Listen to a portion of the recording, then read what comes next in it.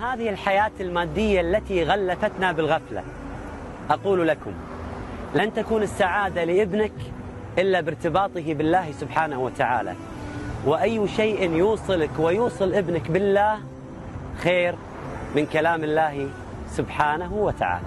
السعادة التي تجدها حينما يحفظ ولدك أو بنتك القرآن هذه ما نستطيع نعبرها، لأنه أكبر نعمة في الحياة عندي بالنسبة لي ليس أولادي وليس زوجتي وليس، بل هو أن ربي اصطفاني من بين كل الخلائق في حفظ القرآن. القرآن يعني ملجأ وقت الضيق والشدائد. الجانب النفسي، أنت قاعدة تعيش بدون قرآن عانى طلال، مو قادر أستوعب هالموضوع.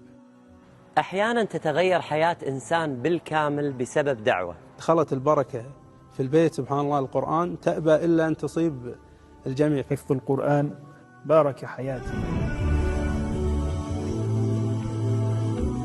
لا أحد ينكر حب لولده، فأولادنا أكبادنا تمشي على الأرض، نتمنى لهم خيري الدنيا والآخرة. اجعل كتابك دائما عنواني يا الله، من نوره هبني ضياء الإيمان يا الله. إلى كل ولي أمر، اجتهد في تحفيظ ابنك القرآن الكريم ولا تتكاسل.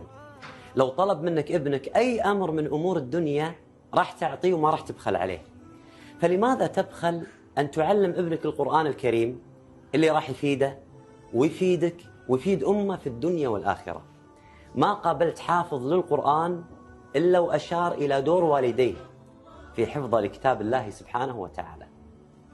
لم يأتي تاج الوقار للوالدين من هباء. كانت الوالدة تسمع لي أحيانا، وكان الوالد أيضا يسمع لي، وما يفعله الابن في الدنيا من عمل حتى يلقى الله وفي ميزان حسنات والديه. أسمعك دائما تقول والدي والدي. صفات حفظتها كان الوالد مسوي مسابقة في البيت. حقيقة الوالد والوالدة يجتهد بطريقته. كانت تسمع لكم الوالدة؟